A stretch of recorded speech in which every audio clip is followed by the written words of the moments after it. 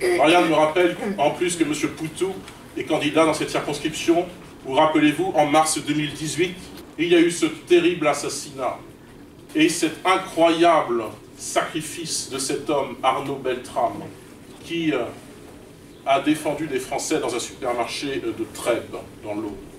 Quel symbole que cette investiture de M. Poutou dans cette circonscription où les habitants, je n'en doute pas, de la circonscription, les habitants de Trèbes ont encore, je suppose, en mémoire, et pour certains dans leur chair, le souvenir du terrorisme islamiste.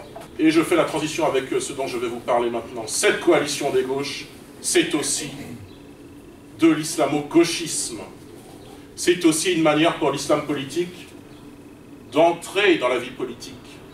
Après leur tentative d'entrer dans l'échelon municipal, puisqu'ils ont déposé, ces gens-là, des listes aux dernières élections municipales, et fait élire des conseillers municipaux, en banlieue parisienne, à Roubaix, dans des villes dont on se demande si elles ne commencent pas à être perdues maintenant. Après cette étape-là, ils veulent maintenant faire élire des députés à l'Assemblée nationale. Sans doute avez-vous suivi ce qui s'est passé aux élections européennes avec l'investiture de cette Madame Hassan sur la liste insoumise. On se demandait si elle était la défenseur des intérêts des ouvriers, des salariés, des employés français, ou la défenseur de la bande de Gaza.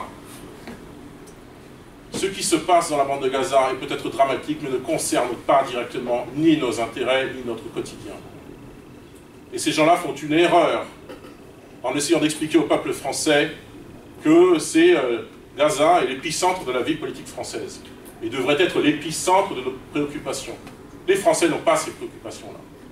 Ils ont ici, comme ailleurs, des préoccupations de pouvoir d'achat, de prix de l'essence à la pompe, c'est quand même ce qui a initié le mouvement des Gilets jaunes il y a 5 ans, rappelons-nous, le prix de l'électricité, le prix du fioul, le prix du gaz, le prix de l'alimentation, même de l'alimentation basique, qui est depuis ces dernières années en situation d'hyperinflation.